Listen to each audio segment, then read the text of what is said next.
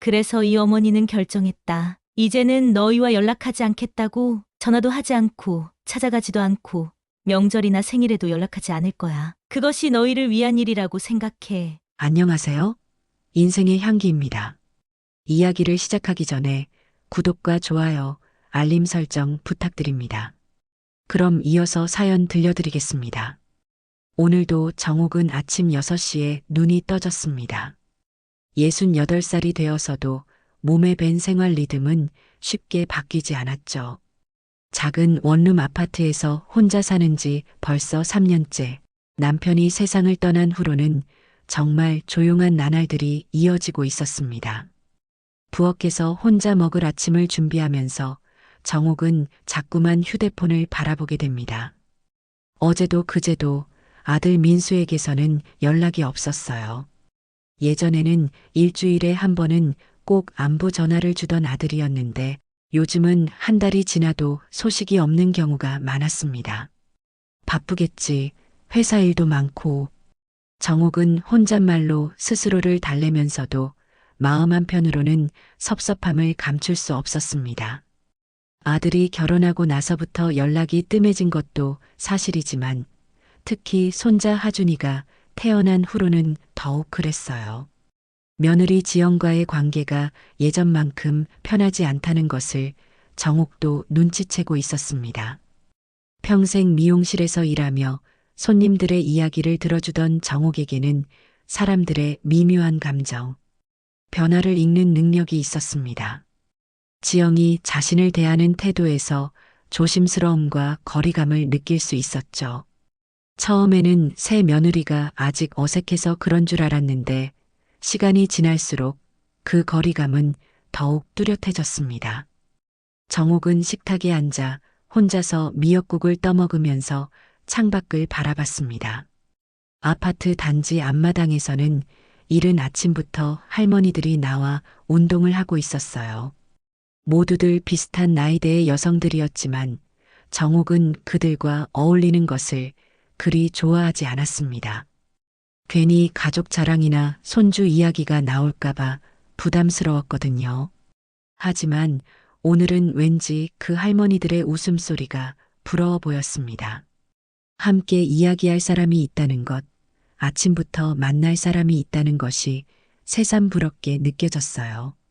정옥은 핸드폰을 다시 한번 들여다보며 민수의 번호를 누를까 말까 고민했습니다. 아니야, 너무 자주 연락하면 부담스러워 할 텐데.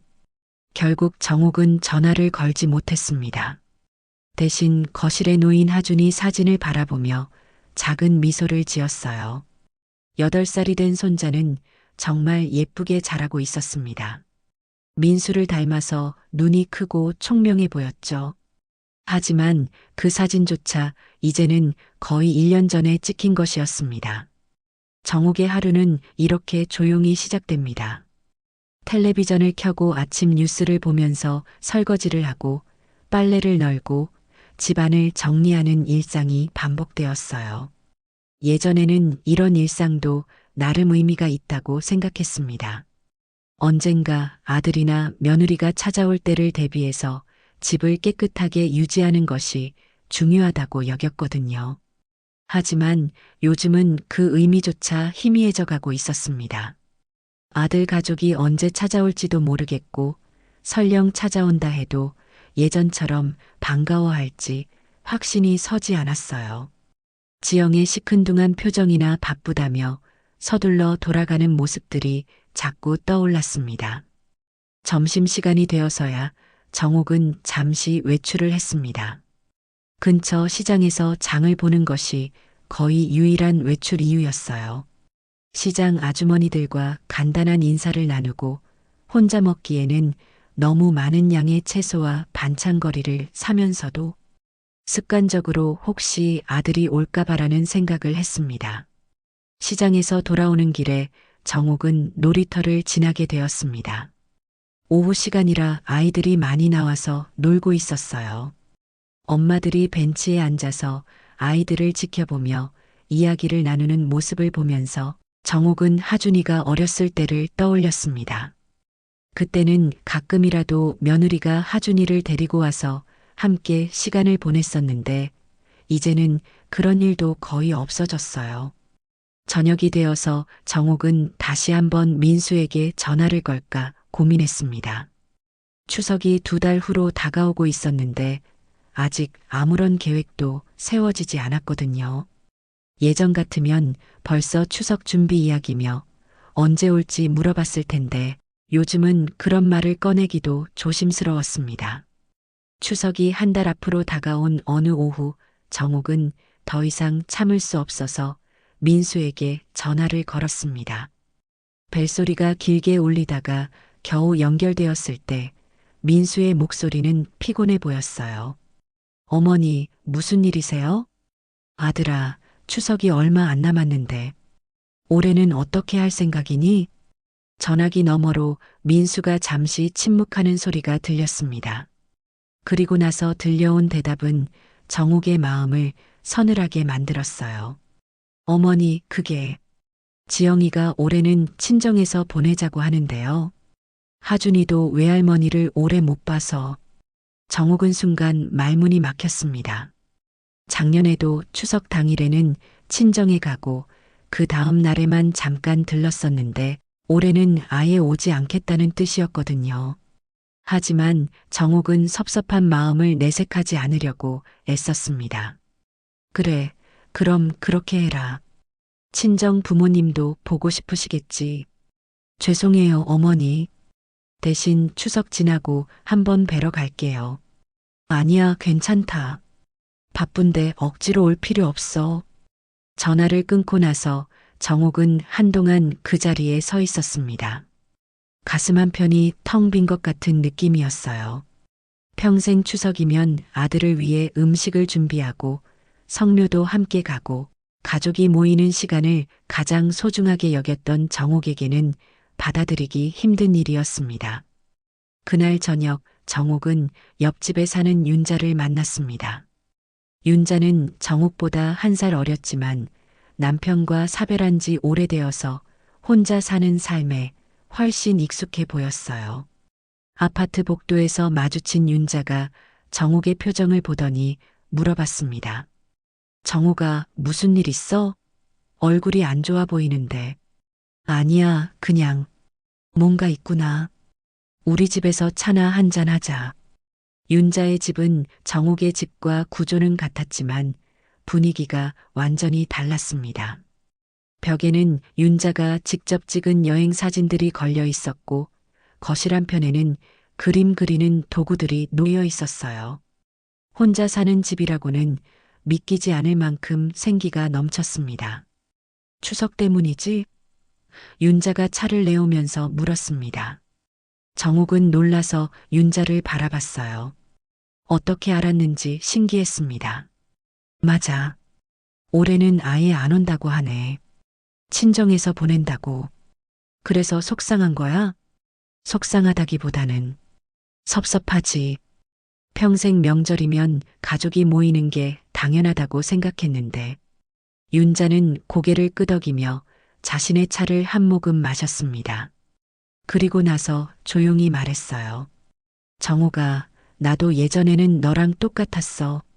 명절 때마다 애들 올 생각에 며칠 전부터 장 보고 음식 준비하고 집 청소하고 그런데 언젠가부터 애들이 형식적으로만 오더라고. 의무감에 오는 거지. 정말 보고 싶어서 오는 게 아니야. 정옥은 윤자의 말을 들으면서 가슴이 답답해졌습니다. 자신도 최근 몇 년간 느끼고 있던 감정이었거든요. 그래서 어떻게 했어? 나는 남처럼 살기로 했어. 윤자의 대답은 정옥에게 충격이었습니다. 남처럼 산다는 게 무슨 뜻인지 정확히 이해하기는 어려웠지만 뭔가 중요한 말인 것 같았어요.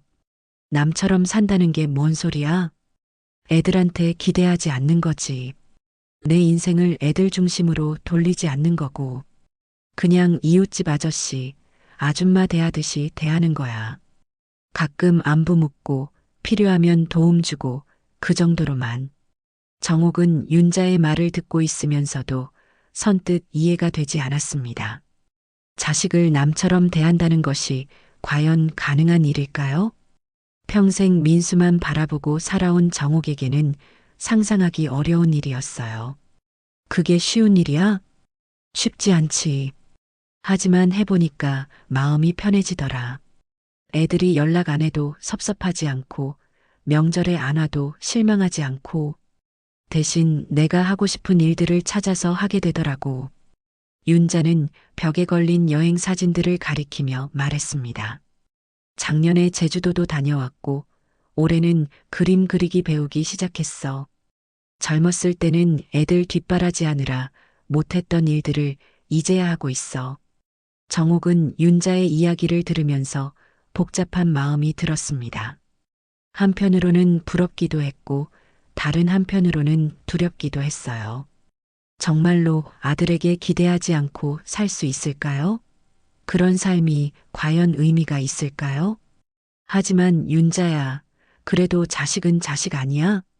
혈육인데. 혈육이라고 해서 평생 매달려 살 수는 없잖아. 정우가 솔직히 말해봐. 요즘 민수가 너한테 어떻게 대해?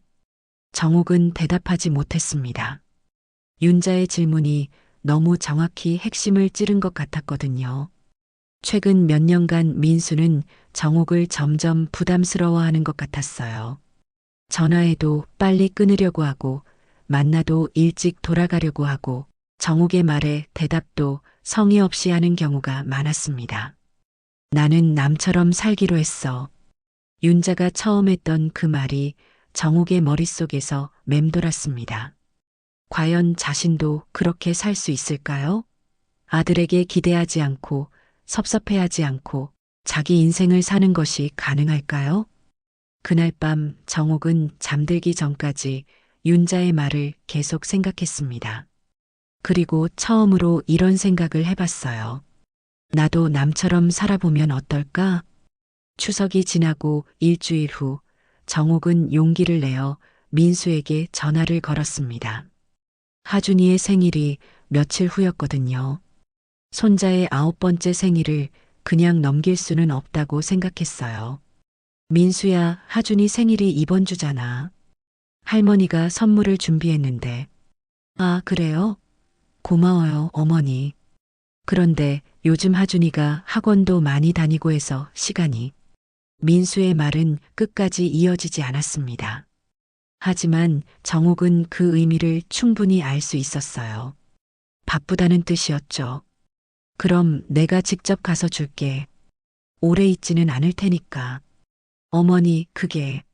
민수가 망설이는 소리가 들렸습니다. 지영이가 요즘 하준이 교육 스케줄 관리를 워낙 철저하게 해서요. 미리 약속을 안 잡으면 좀 곤란하다고 하더라고요. 정옥의 가슴이 철렁했습니다. 손자를 보러 가는데 미리 약속을 잡아야 한다니 이게 무슨 소리인가 싶었어요. 하지만 정옥은 참고 대답했습니다. 그럼 언제가 괜찮을까?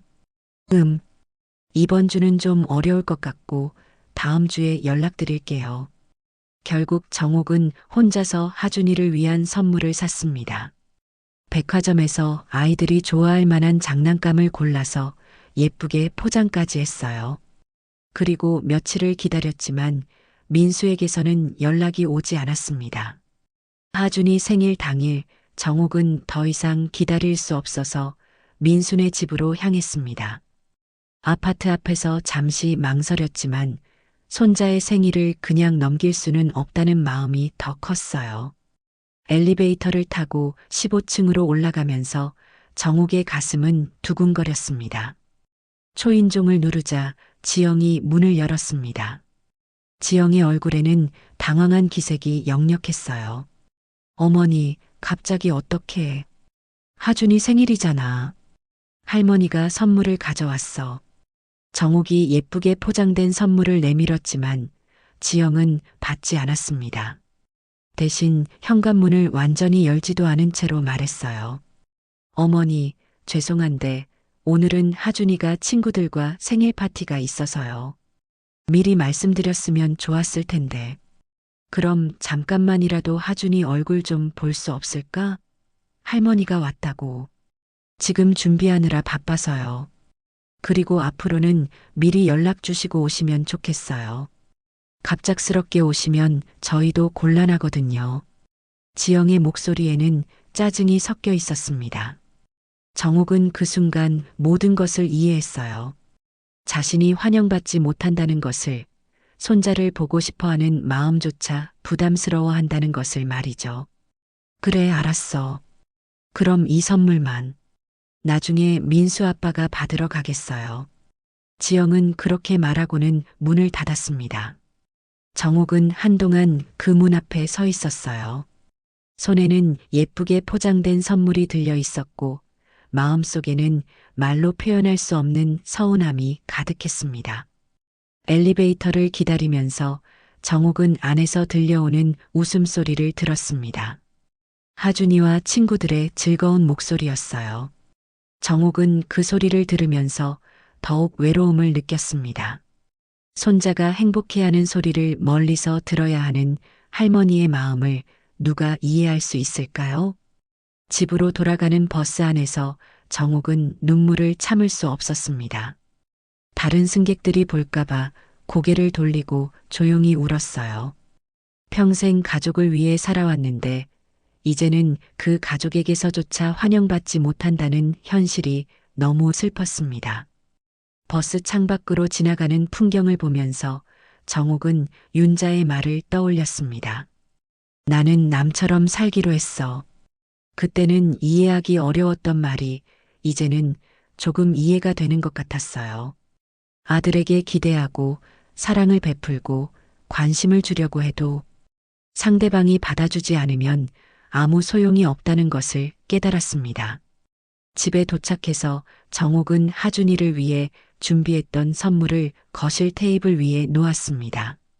그리고 소파에 앉아서 한참을 그 선물을 바라봤어요. 손자를 사랑하는 할머니의 마음이 담긴 선물이었지만 이제는 그 의미가 무색해져 버렸습니다. 그날 저녁 민수에게서 전화가 왔습니다. 어머니, 지영이한테 들었는데 오늘 집에 오셨다면서요? 응, 하준이 생일이라서. 어머니, 미리 연락하시고 오시면 좋을 텐데요. 저희도 계획이 있잖아요. 민수의 목소리는 약간 귀찮아하는 투였습니다. 정옥은 그 목소리를 들으면서 마음이 더욱 아팠어요. 알았어. 앞으로는 그렇게 할게. 선물은 제가 가져가겠어요. 아니야, 괜찮어. 하준이가 받지 않으면 의미가 없잖아. 전화를 끊고 나서 정옥은 긴 한숨을 쉬었습니다. 평생 가족을 위해 헌신했던 삶이 이렇게 외면당하게 될 줄은 몰랐어요. 특히 손자조차 만나려면 미리 약속을 잡아야 한다는 현실이 너무 씁쓸했습니다. 그날 밤 정옥은 잠들기 전에 결심했습니다. 더 이상 일방적으로 사랑을 주고 관심을 주고 기대하며 살지 않겠다고 말이에요. 윤자가 말했던 대로 남처럼 살아보기로 했습니다. 그것이 자신의 마음을 보호하는 유일한 방법인 것 같았거든요. 하준이를 위해 준비했던 선물은 그대로 거실 테이블 위에 놓여 있었습니다. 포장지가 반짝이는 그 선물은 할머니의 사랑과 동시에 좌절을 상징하는 것 같았어요. 하준이 생일 사건 이후 일주일이 지났지만 정옥의 마음은 여전히 복잡했습니다. 윤자의 말대로 남처럼 살겠다고 다짐했지만 평생의 습관을 하루아침에 바꾸는 것은 쉽지 않았어요. 아침에 눈을 뜨면 여전히 가장 먼저 떠오르는 생각은 민수와 하준이었습니다. 그날 오후 정옥은 장을 보러 나갔다가 우연히 윤자를 만났습니다. 윤자는 손에 화구 가방을 들고 있었어요. 어디 가는 길이야? 정옥이 물었습니다. 아, 그림 수업 있어서. 오늘은 야외 스케치하는 날이야. 정옥아, 너도 같이 해볼래? 정옥은 고개를 저었습니다. 그림이라고는 그려본 적도 없고 다른 사람들과 어울리는 것도 부담스러웠거든요. 나는 그런 재주가 없어. 재주가 뭐가 중요해? 재미있으면 되는 거지. 그리고 사람들도 다 좋아. 우리 또래가 대부분이라서 얘기도 잘 통하고. 윤자는 정욱의 손을 잡아 끌었습니다. 한 번만 구경이라도 와봐. 오늘은 공원에서 하거든. 결국 정욱은 윤자를 따라 근처 공원으로 갔습니다. 정자 근처에는 이미 67명의 중년 여성들이 앉아서 그림을 그리고 있었어요. 모두들 정욱 또래였고 분위기도 화기애애했습니다. 이분이 내가 말했던 정욱이야. 윤자가 정욱을 소개했습니다. 어서 와요. 우리 윤자가 얘기 많이 했어요. 한 여자분이 반갑게 인사했습니다. 정욱은 어색하게 인사를 나누고 한쪽에 앉았습니다. 다들 진지하게 그림을 그리고 있었지만 중간중간 이야기꽃이 피어났어요. 제 손자가 이번에 대학에 합격했어요. 우와, 축하해요. 어느 대학이에요? 서울대 의대요. 할머니가 얼마나 기쁜지 몰라요. 그런 이야기들을 들으면서 정욱은 마음이 불편했습니다.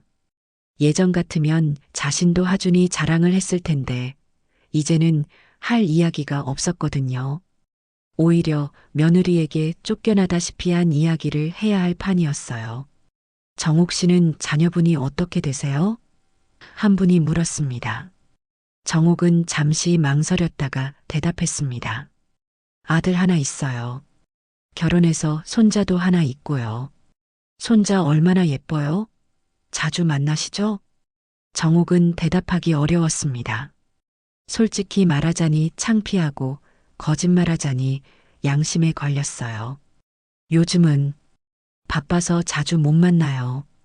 윤자가 정욱의 표정을 보더니 화제를 돌렸습니다. 정욱이도 그림 한번 그려봐. 연필이랑 종이 줄 테니까. 정욱은 처음에는 거부했지만 윤자의 권유에 못 이겨 연필을 잡았습니다. 공원의 나무를 그려보라고 했지만 정욱의 손은 자꾸 떨렸어요. 그림을 그려본 지가 너무 오래되었거든요. 걱정하지 마세요. 처음엔 다 그래요.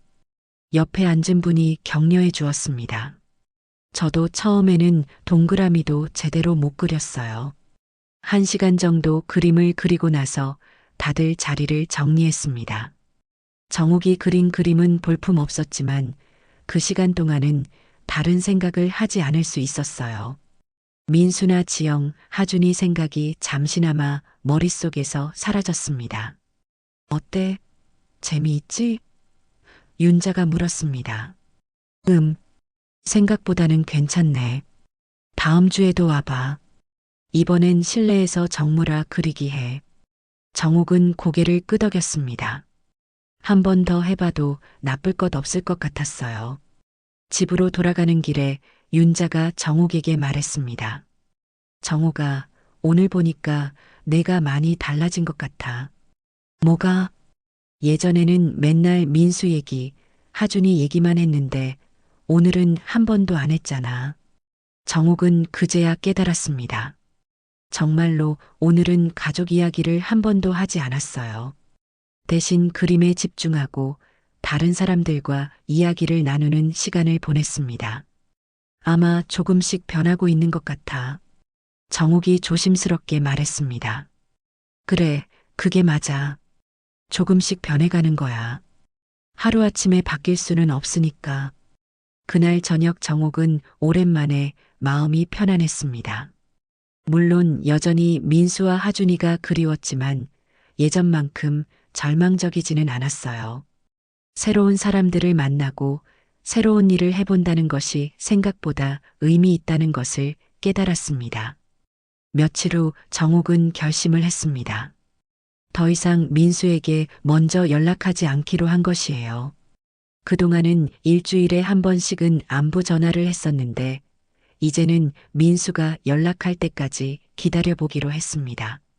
처음 며칠은 힘들었습니다. 습관적으로 전화기를 들었다가 다시 놓기를 반복했어요. 하지만 일주일이 지나고 2주일이 지나면서 조금씩 익숙해졌습니다. 대신 그림 수업에 나가고 윤자와 함께 시간을 보내고 혼자만의 시간을 즐기는 법을 배워갔어요. 한 달이 지났지만 민수에게서는 연락이 오지 않았습니다. 예전 같으면 섭섭하고 화가 났을 텐데 이상하게 마음이 평온했어요.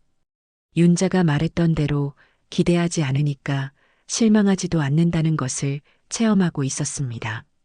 정호가 정말 많이 변한 것 같아. 윤자가 어느 날 말했습니다.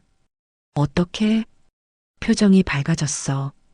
예전에는 맨날 시무룩하고 걱정스러운 표정이었는데 요즘은 웃는 일이 많아졌잖아. 정옥은 거울을 보면서 자신의 얼굴을 살펴봤습니다. 윤자 말이 맞는 것 같았어요. 확실히 예전보다는 표정이 밝아진 것 같았습니다. 아들에게 매달리고 기대하고 실망하는 삶에서 벗어나니까 마음이 한결 가벼워진 것이었어요. 그날 밤 정옥은 처음으로 이런 생각을 했습니다. 이렇게 사는 것도 나쁘지 않네. 물론 여전히 민수와 하준이를 사랑했지만 그 사랑이 자신을 고통스럽게 만들 필요는 없다는 것을 깨달았어요. 사랑하되 집착하지 않는 것, 관심을 갖되 강요하지 않는 것이 진정한 사랑일지도 모른다고 생각했습니다. 2달이 흘렀습니다. 정옥은 이제 그림 수업에 빠지지 않고 나가고 있었고 새로운 사람들과도 친해졌어요. 무엇보다 민수에게 먼저 연락하지 않는 생활에 완전히 적응했습니다. 그런데 여전히 민수에게서는 아무런 연락이 없었어요. 어느 날 저녁 정옥은 책상에 앉아서 편지를 쓰기 시작했습니다. 그동안 마음속에 쌓여있던 이야기들을 정리하고 싶었거든요. 처음에는 일기를 쓰는 기분이었는데 쓰다 보니 민수에게 하고 싶은 말이 되어 있었습니다. 민수야, 어머니가 이런 편지를 쓰게 될 줄은 몰랐다. 내가 어렸을 때부터 지금까지 어머니는 내가 세상에서 가장 소중한 사람이라고 생각하며 살아왔어. 아버지가 일찍 돌아가신 후로는 더욱 그랬지. 하지만 요즘 어머니는 깨달았다. 사랑한다는 것이 상대방을 힘들게 만드는 일이어서는 안 된다는 것을. 어머니의 사랑이 너희에게 부담이 되고 있다면 그것은 진정한 사랑이 아닐 거야. 그래서 어머니는 결정했다. 이제는 너희와 연락하지 않겠다고. 전화도 하지 않고 찾아가지도 않고 명절이나 생일에도 연락하지 않을 거야. 그것이 너희를 위한 일이라고 생각해. 어머니도 이제 내 삶을 살아보려고 한다. 늦었지만 말이야. 걱정하지는 마라. 어머니는 건강하고 할 일도 많아졌어. 그림도 배우고 있고 좋은 사람들도 만났어. 만약 내가 정말로 어머니를 보고 싶어 한다면 그때는 내가 먼저 연락해라. 어머니는 언제든지 기다릴 테니까. 하지만 의무감이나 죄책감 때문에 연락할 필요는 없어. 그런 마음으로 만나는 것은 서로에게 상처만 줄 뿐이야. 하준이에게도 안부 전해다오. 할머니는 언제나 하준이를 사랑한다고. 하지만 이제는 멀리서 사랑하겠다고 말이야. 어머니가 살아있는 동안에도 세상을 떠날 때도 이 마음은 변하지 않을 거다. 편지를 다 쓰고 나서 정옥은 한참을 그 글을 바라봤습니다. 마음속에 있던 모든 이야기가 종이 위에 적혀 있었어요. 슬프기도 했지만 한편으로는 시원한 기분이었습니다. 마침내 자신의 진심을 솔직하게 표현할 수 있었거든요. 편지를 봉투에 넣고 우표를 붙인 후 정옥은 그것을 우체통에 넣었습니다. 편지가 우체통 속으로 떨어지는 소리를 들으면서 정옥은 무엇인가 끝났다는 느낌을 받았어요. 동시에 새로운 시작이기도 했습니다. 사흘 후 민수에게서 전화가 왔습니다. 목소리가 다급했어요. 어머니, 편지 받았는데 이게 무슨 소리예요? 읽어보면 다 나와 있잖아. 어머니, 갑자기 왜 이러세요? 제가 뭔가 잘못했나요? 정옥은 민수의 목소리를 들으면서 마음이 흔들렸습니다. 하지만 이미 결심한 일이었어요. 잘못한 건 없어. 다만 어머니가 깨달은 게 있어서 그래. 뭘 깨달으셨다는 거예요? 너희가 어머니를 부담스러워 한다는 걸. 그리고 어머니도 그런 관계를 원하지 않는다는 걸. 민수는 한동안 말이 없었습니다. 그리고 나서 조심스럽게 말했어요. 어머니, 저희가 부담스러워했다면 죄송해요. 앞으로는 더 자주 연락드릴게요. 아니야, 민수야. 의무감으로 하는 연락은 받고 싶지 않아. 정말로 어머니가 보고 싶을 때, 정말로 어머니와 시간을 보내고 싶을 때만 연락해라. 그럼 언제 뵐 수 있어요? 그건 내가 정하는 거야. 어머니는 더 이상 먼저 연락하지 않을 거니까. 전화를 끊고 나서 정옥은 복잡한 마음이었습니다. 민수의 당황한 목소리를 들으니 마음이 아팠지만 동시에 후회는 없었어요. 이제야 진짜 자신의 마음을 전할 수 있었다고 생각했습니다. 일주일 후 민수가 혼자 찾아왔습니다. 정옥은 깜짝 놀랐어요. 민수가 혼자 어머니를 찾아온 것은 정말 오랜만이었거든요. 어머니, 제가 많이 생각해 봤어요. 민수는 소파에 앉으면서 말했습니다. 표정이 평소보다 진지했어요. 그동안 어머니를 너무 당연하게 생각했던 것 같아요. 어머니가 항상 연락하시고, 항상 관심 주시고, 항상 기다려주시는 걸 당연하다고 여겼어요. 정옥은 민수의 말을 듣고 있었지만 대답하지 않았습니다. 지영이하고도 얘기해 봤는데 저희가 너무 무신경했던 것 같아요. 특히 하준이 생일 때는 정말 죄송해요. 미안하다고 해서 달라질 게 있나? 정옥의 말은 차갑게 들렸습니다. 민수는 당황한 표정을 지었어요. 어머니, 그럼 어떻게 하면 돼요? 제가 어떻게 해야 어머니가 용서해 주실까요? 용서할 것도 없어. 다만 어머니는 이제 다르게 살 거라는 얘기야. 민수는 한참 동안 아무 말도 하지 못했습니다. 그리고 나서 조용히 일어났어요. 알겠어요, 어머니. 시간을 좀 주세요. 제가 더 생각해 볼게요. 민수가 떠난 후 정옥은 창밖을 바라보며 긴 한숨을 쉬었습니다. 마음이 편하지는 않았지만 후회는 없었어요. 이제야 진짜 자신의 인생을 시작할 수 있을 것 같았습니다. 그날 밤 윤자가 찾아왔습니다. 정호가 민수가 왔다 갔다며? 응, 편지 받고 왔더라. 어떻게 됐어? 글쎄, 미안하다고 하더라. 하지만 어차피 달라질 건 없을 거야. 윤자는 정옥의 어깨를 토닥였습니다. 그래도 내가 용기 내서 말한 건 잘한 일이야. 이제 진짜 너 인생이 시작되는 거야. 정옥은 고개를 끄덕였습니다. 비록 가슴이 아팠지만 윤자의 말이 맞다고 생각했어요. 이제 정말로 자신만의 삶을 시작할 때가 온 것 같았습니다. 정옥이 편지를 보낸 지 한 달이 지났습니다. 민수는 그 후로 2번 더 찾아왔지만 대화는 어색하기만 했어요. 예전처럼 자연스럽게 이야기를 나누는 것이 불가능해졌습니다. 민수는 죄책감에 시달리는 것 같았고 정옥은 더 이상 일방적으로 사랑을 베푸는 어머니가 아니었거든요. 그런데 민수에게도 변화가 일어나고 있었습니다. 어머니가 더 이상 연락하지 않으니까 오히려 어머니가 그리워지기 시작한 거예요. 퇴근 후 집에 돌아와서 지영이 해준 저녁을 먹을 때마다 어머니가 해주던 따뜻한 밥이 생각났습니다. 어머니는 민수가 좋아하는 음식을 정확히 알고 있었고 항상 정성스럽게 준비해 주었거든요. 주말에 하준이와 놀아줄 때도 어머니 생각이 났습니다. 하준이가 할머니를 찾으면 민수는 할머니는 바쁘셔라고 대답할 수밖에 없었어요. 하지만 정작 바쁜 건 자신들이었다는 것을 알고 있었습니다. 여보, 어머니한테 연락 좀 드려봐. 민수가 지영에게 말했습니다. 왜? 어머니가 먼저 연락하지 말라고 하셨잖아. 그래도 너무 오래 연락이 없으니까 걱정돼. 지영은 귀찮다는 표정을 지었습니다. 어머니가 그렇게 하고 싶다고 하시는데 뭘 걱정해. 오히려 좋지 않아? 이제 우리끼리 편하게 지낼 수 있잖아. 민수는 지영의 말을 듣고 기분이 나빠졌습니다. 예전에는 지영의 그런 태도가 당연하다고 생각했는데 이제는 뭔가 잘못되었다는 느낌이 들었어요. 지영아, 그래도 어머니인데.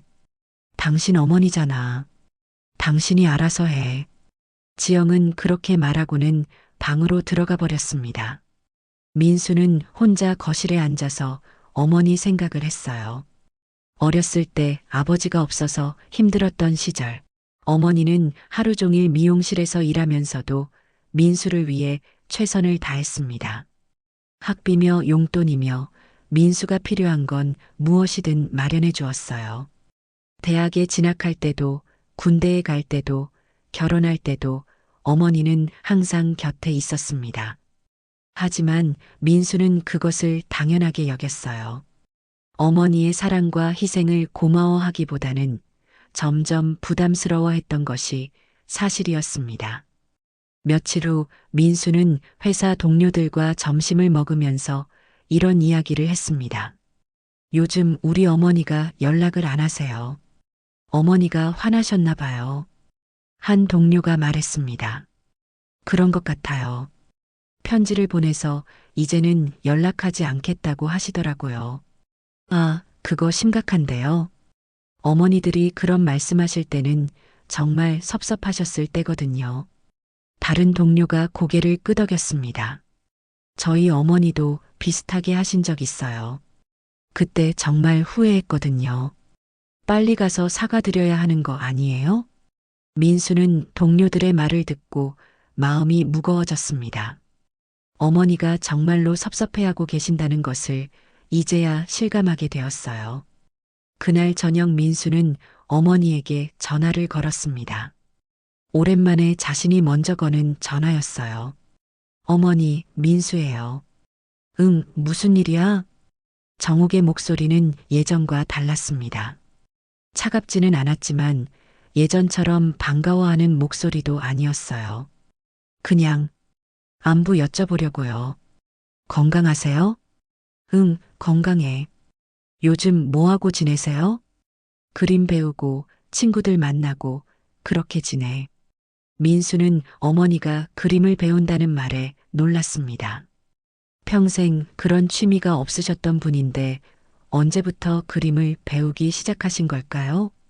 그림요? 언제부터 배우세요? 2달 전부터. 재미있어. 그래요? 좋으시겠네요. 대화가 이어지지 않았습니다.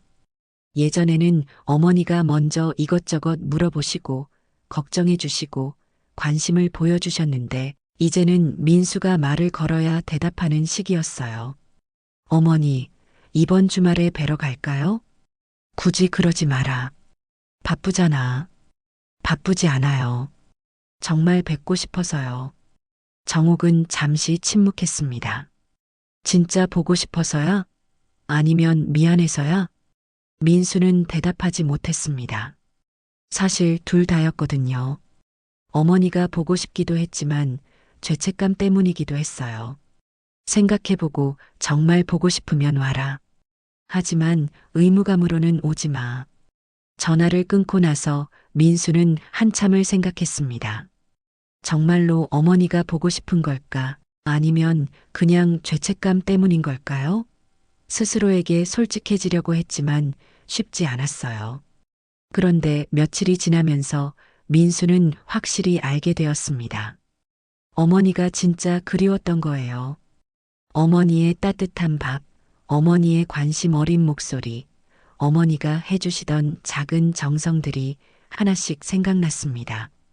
그동안 그것들을 당연하게 여겼는데 이제는 소중함을 알게 되었어요.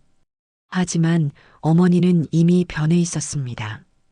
예전처럼 일방적으로 사랑을 주는 어머니가 아니라 자신의 존재를 인정받고 싶어하는 한 사람이 되어 있었어요. 민수는 이제야 그것을 깨달았지만 이미 늦어버린 것 같다는 생각이 들었습니다. 그날 밤 민수는 잠들기 전에 어렸을 때를 떠올렸습니다. 어머니가 밤늦게까지 일하시고 돌아와서도 자신을 위해 음식을 준비해 주시던 모습, 학교 행사 때마다 빠지지 않고 참석해 주시던 모습, 자신이 아플 때 밤새 간병해 주시던 모습들이 하나씩 기억났어요. 그런 어머니를 자신은 어떻게 대했을까요? 성인이 되고 나서는 점점 멀어졌고 결혼하고 나서는 더욱 소홀했습니다. 어머니의 사랑을 당연하게 받기만 했지 돌려드린 것은 거의 없었어요. 민수는 그제야 어머니가 왜 그런 편지를 보내셨는지 이해할 수 있었습니다. 더 이상 일방적인 관계를 원하지 않으신다는 뜻이었어요. 진정한 관계를 원하신다는 의미였습니다. 정욱이 편지를 보낸 지 석 달이 지난 어느 날 갑작스럽게 병원에서 전화가 왔습니다. 정욱이 건강검진을 받다가 이상 소견이 발견되어 정밀 검사를 받았는데 그 결과가 나온 것이었어요. 보호자분이신가요? 환자분이 위암 3기 진단을 받으셨습니다. 의사의 말을 들은 순간 정욱의 머릿속이 하얘졌습니다. 암이라니, 그것도 이미 3기까지 진행된 상태라니요. 평소에 속이 조금 쓰린 것 외에는 별다른 증상이 없었는데 이렇게 심각한 병이 있었다는 것이 믿어지지 않았어요. 치료는 어떻게 해야 하나요? 항암 치료를 시작해야 합니다. 하지만 나이와 병기를 고려할 때 완치보다는 진행을 늦추는 것이 목표가 될 것 같습니다. 정욱은 병원에서 나와 한참을 공원 벤치에 앉아 있었습니다. 갑작스럽게 닥친 현실을 받아들이기가 쉽지 않았어요. 하지만 한편으로는 이상하게도 마음이 차분했습니다. 언젠가는 맞이해야 할 일이었고 지금까지 살아온 것만으로도 감사하다는 생각이 들었거든요. 집에 돌아와서 정욱은 민수에게 연락해야 할지 고민했습니다. 하지만 곧 결정했어요. 알려주지 않기로 한 것입니다. 자신의 병 때문에 민수가 죄책감을 느끼거나 의무감으로 찾아오는 것을 원하지 않았거든요. 대신 윤자에게만 이야기했습니다. 정호가 민수한테 말하지 않을 거야?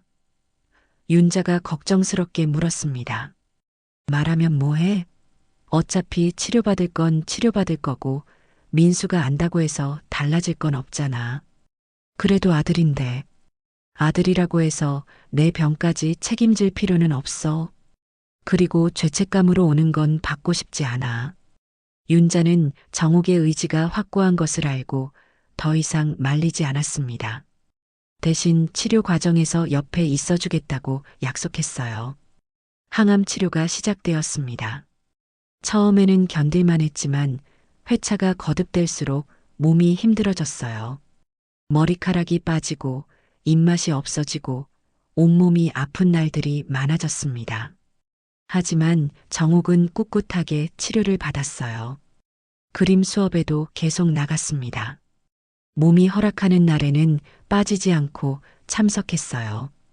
동료들은 정욱이 아프다는 것을 알고도 특별히 동정하거나 과도하게 걱정하지 않았습니다. 그냥 평소처럼 대해주었고 정욱은 그것이 고마웠어요.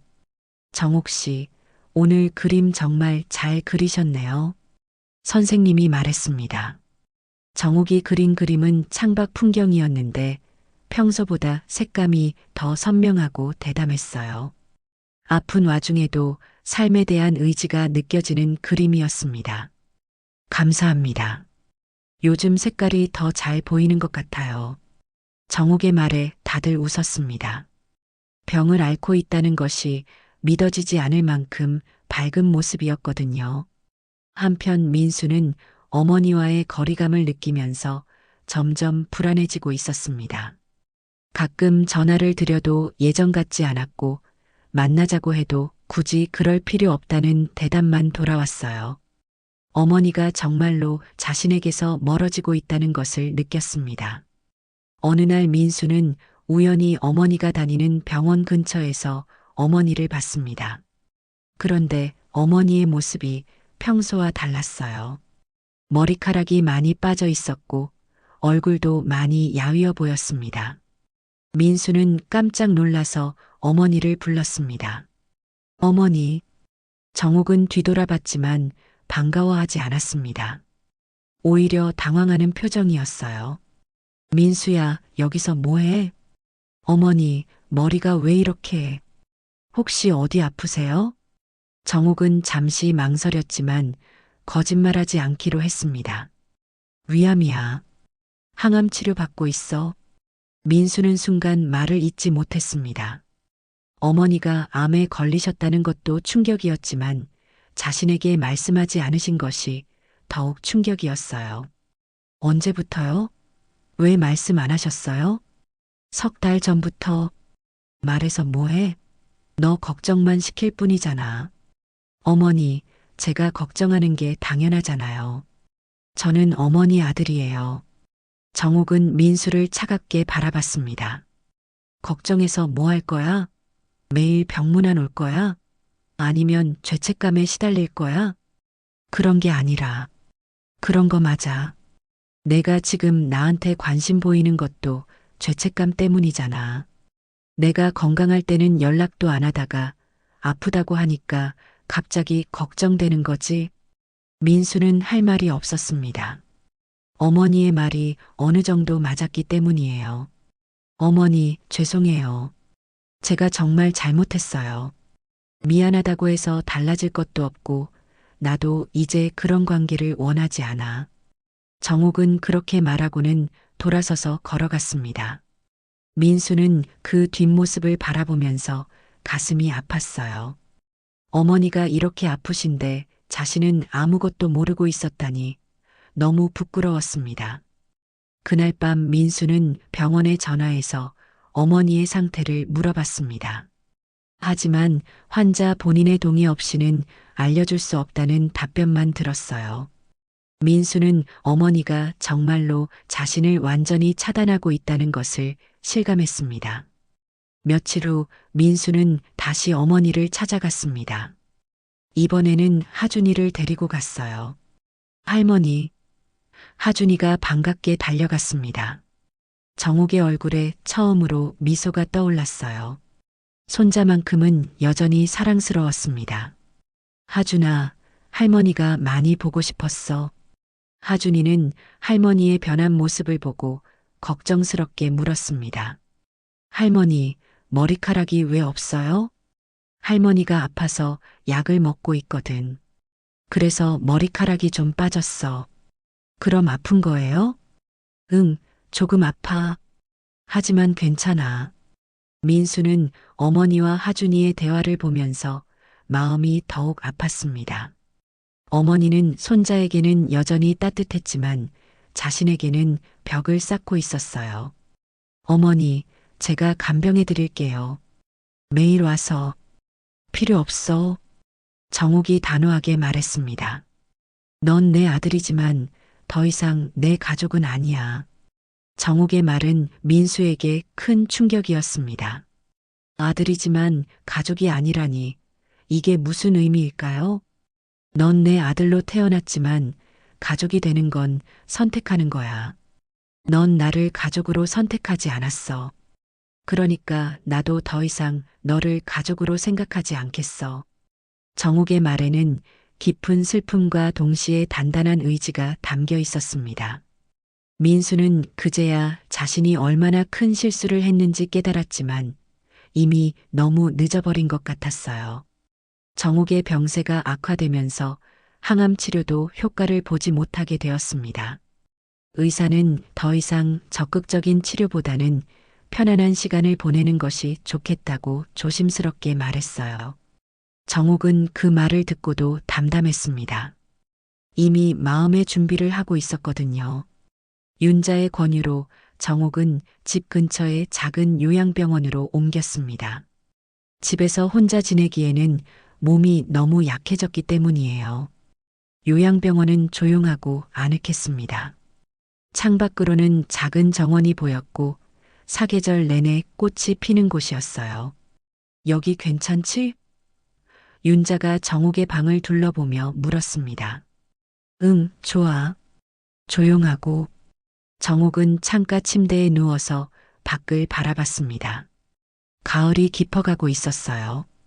단풍잎들이 하나씩 떨어지는 모습이 마치 자신의 삶과 닮아 있는 것 같았습니다. 요양병원에서도 정옥은 가능한 한 그림을 그렸습니다. 몸이 허락할 때마다 색연필을 들고 창밖 풍경을 그렸어요. 그림 속 나무들은 계절에 따라 변했지만 늘 생명력이 넘쳤습니다. 정옥의 마지막 그림들은 오히려 이전보다 더 생동감이 있었어요.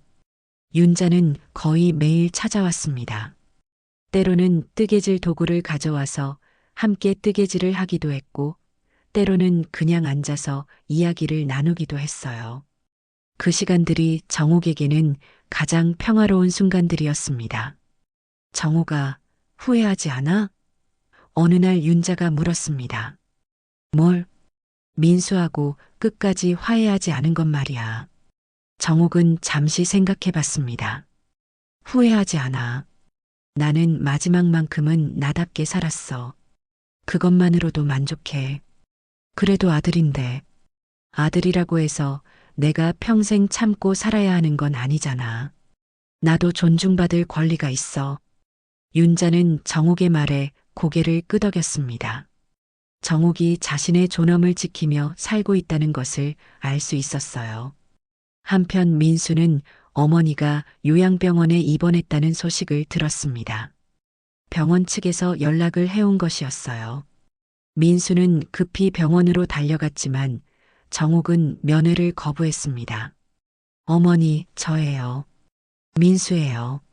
민수가 문 밖에서 말했습니다. 돌아가라. 만나고 싶지 않아.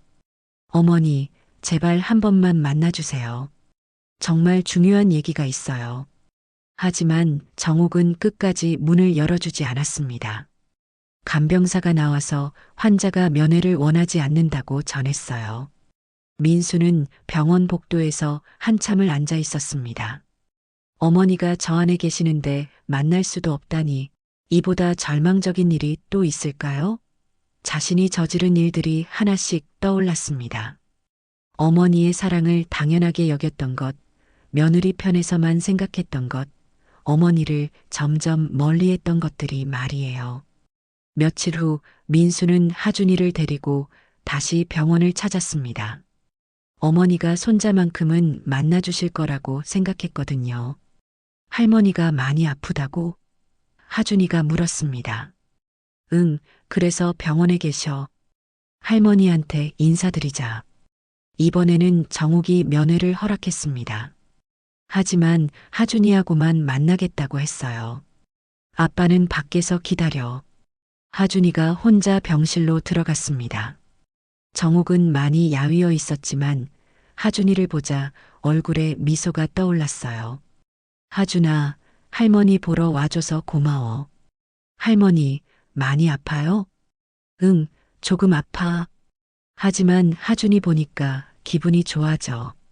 하준이는 가방에서 뭔가를 꺼냈습니다. 할머니와 함께 찍은 사진이었어요. 작년에 찍은 것으로 할머니와 하준이가 함께 웃고 있는 사진이었습니다. 할머니, 이 사진 계속 갖고 있었어요. 할머니 보고 싶을 때마다 봤어요. 정욱의 눈에 눈물이 고였습니다. 손자만큼은 자신을 진짜로 사랑해주고 있었던 거예요. 하준아, 할머니도 하준이가 제일 사랑스러워. 할머니가 없어도 건강하게 잘 자라라. 할머니는 어디 가요? 할머니는 멀리 가야 해. 하지만 하준이 마음속에는 항상 있을 거야. 하준이는 정확히 무슨 의미인지는 몰랐지만 뭔가 슬픈 일이라는 것은 알 수 있었어요. 하준이가 나간 후 민수가 문 앞에서 말했습니다. 어머니, 저도 한 번만 배워주세요. 정말 마지막 일 수도 있잖아요. 오랜 침묵 후에 정욱이 대답했습니다. 들어와. 민수는 조심스럽게 병실로 들어갔습니다. 어머니의 모습을 보고 충격을 받았어요. 몇 주 사이에 더욱 많이 야위셨고 손도 많이 마르셨습니다. 어머니, 할 말이 있다고 했지? 민수는 그동안 준비했던 말들을 꺼냈습니다. 사과의 말, 후회하는 마음, 앞으로 잘하겠다는 다짐들이었어요. 하지만 정옥은 무표정하게 듣고만 있었습니다. 다 했어? 네. 민수야, 나는 내가 미안해하는 것도 후회하는 것도 원하지 않아. 그냥 이제 와서 하는 말들일 뿐이야. 그럼 어떻게 해야 해요? 아무것도 안 해도 돼. 나는 이미 내 길을 선택했어. 정옥은 창밖을 바라보며 조용히 말했습니다.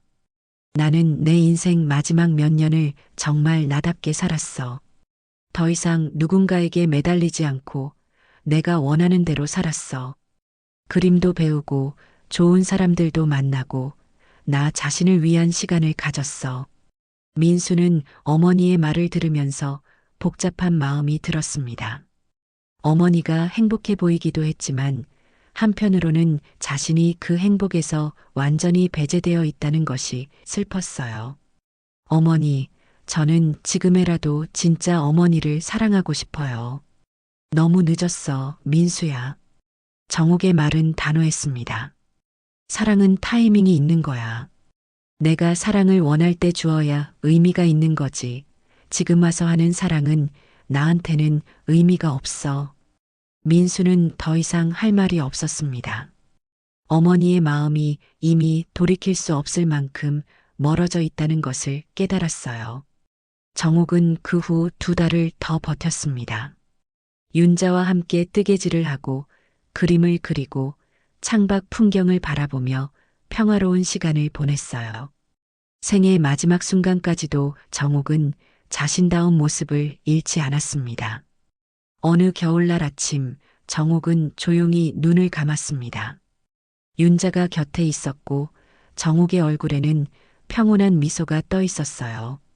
내 인생 마지막은 그래도 나답게 살았다. 그것이 정옥이 남긴 마지막 말이었습니다. 민수는 어머니의 부고를 듣고 달려왔지만 이미 모든 것이 끝난 후였습니다. 어머니의 유품을 정리하면서 민수는 하준이와 함께 찍은 사진들을 발견했어요. 어머니는 끝까지 손자만큼은 사랑하고 계셨던 것입니다. 그리고 어머니가 그린 그림들도 있었습니다. 생애 마지막 몇 년 동안 그린 그림들은 모두 생명력이 넘쳤어요. 고통 속에서도 자신만의 길을 걸어간 한 여성의 의지가 담겨 있었습니다. 민수는 그제야 깨달았습니다. 자신이 잃은 것은 단순한 어머니가 아니었다는 것을. 평생 자신을 사랑해준 사람, 자신을 위해 희생했던 사람, 그리고 마지막에는 자신의 존엄을 지키며 살다간 한 인간을 잃은 것이었어요.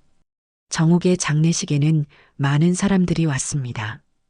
그림 수업 친구들, 요양병원 직원들, 그리고 윤자가 있었어요. 모두들 정옥을 기억하며 눈물을 흘렸습니다. 마지막 몇 년간 정옥이 얼마나 많은 사람들에게 사랑받았는지 알 수 있었어요. 민수는 어머니의 관 앞에서 마지막 인사를 드렸습니다. 어머니, 이제야 알겠어요. 어머니가 얼마나 훌륭한 분이셨는지, 제가 얼마나 소중한 것을 잃었는지 말이에요. 늦었지만 이제라도 말씀드리고 싶어요. 어머니를 정말 사랑했다고, 존경한다고. 하지만 정옥은 이미 들을 수 없었습니다. 그녀는 자신이 선택한 길을 끝까지 걸어가며 마지막 순간까지 자신다운 모습으로 세상을 떠났던 것입니다.